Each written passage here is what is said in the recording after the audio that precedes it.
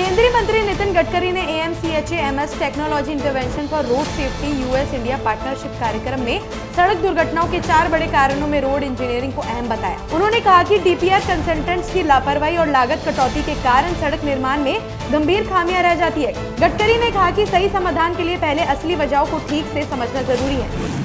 छत्तीसगढ़ के मुख्यमंत्री विष्णुदेव साय ने कहा कि राज्य में नक्सलवाद के खिलाफ सुरक्षा बलों की कार्रवाई जारी है और सफलता मिल रही है। उन्होंने बताया कि वर्तमान में एक और मुठभेड़ जारी है जिसमें सुरक्षा बलों को सफलता मिल रही है। मुख्यमंत्री ने गृह मंत्री अमित शाह के संकल्प का समर्थन किया जिसमें उन्होंने 31 मार्च 2026 तक देश में से नक्सलवाद को समाप्त करने की बात कही।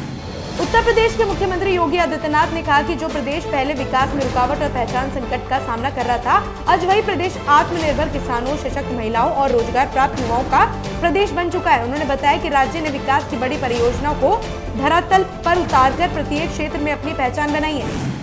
लोकसभा में नेता प्रतिपक्ष राहुल गांधी और सांसद प्रियंका गांधी से कार्यकर्ताओं, शोधकर्ताओं, पत्रकारों और विशेषज्ञों के प्रतिनिधि मंडल ने मुलाकात की। बैठक में नई digital personal data protection act के तहत RTI एक्ट में हुए बदलावों और उनकी सूचना तक पहुंच पर पड़ने वाले असर पर चर्चा हुई।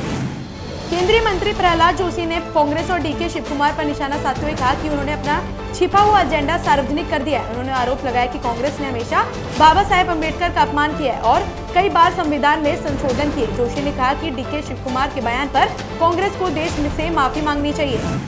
दिल्ली की मुख्यमंत्री रेखा गुप्ता ने यमुना नदी की सफाई को प्राथमिकता देते हुए 500 करोड़ रुपए आवंटित किए जिससे 40 विकेंद्रित सीवेज प्लांट बनाए जाएंगे और गंदा पानी सीधे नदी में जाने से रोका जाएगा। उन्होंने महिला सुरक्षा को लेकर 50,000 से अधिक कैमरे लगाने की घोषणा की, जबकि सड़क और पुल की बुनियादी ढांचे को मजबूत करने के लिए 3,843 करोड़ रुपए का प्रावधान किया गया।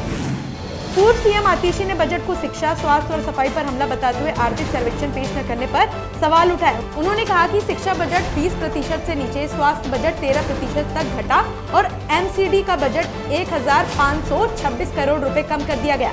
आतिशी ने इसे सरकारी स्कूलों और मोहल्ला क्लिनिक खत्म करने की साजिश बताया।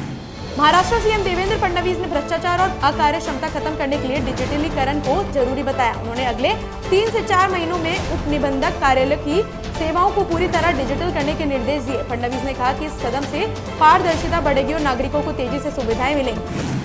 मुख्यमंत्री नायब सिंह सैनी ने wastage of money and time रोकने के लिए मेयर और चेयरमैन के सीधे चुनाव कराने का फैसला लिया। उन्होंने नव निर्वाचित पालिका सदस्यों को शुभकामनाएं देते हुए ई-समाधान ऐप, शिकायत निवारण पोर्टल और urban connect mobile app launch किए। साथ ही नगर पालिकाओं के विकास के लिए 587 करोड़ रुपए की अनुदान राशि जारी कर ट्रिपल इंजन सरकार से तेज विकास का संकल्प दोहराया। कांग्रेस सांसद शशि थरूर ने कहा कि अमेरिका द्वारा भारत पर लगाए जाने वाले प्रतिपूर्ति शुल्क को लेकर एक अमेरिकी प्रतिनिधि मंडल भारत आया और वाणिज्य मंत्री से बातचीत करेगा। उन्होंने बताया कि अमेरिका राष्ट्रपति डोनाल्ड ट्रंप ने 2 अप्रैल से ये शुल्क लागू करने का कड़ा रुख अपनाया है जिससे भारतीय निर्यात प्रभावित हो सकता है। थरूर ने वार्ता से सकारात्मक समाधान निकालने की उम्मीद जताई है। TMC सांसदों ने संसद में केंद्र सरकार के खिलाफ प्रदर्शन करते हुए आरोप लगाया कि पश्चिम बंगाल को मनरेगा का फंड जारी नहीं किया जा रहा है। कांग्रेस सांसद और लोकसभा में विपक्ष के नेता राहुल गांधी भी कुछ देर के लिए इस प्रदर्शन में शामिल हुए। सांसदों ने केंद्र सरकार पर राजनीतिक भेदभाव का आरोप लगाते हुए फंड जारी करने की मांग की।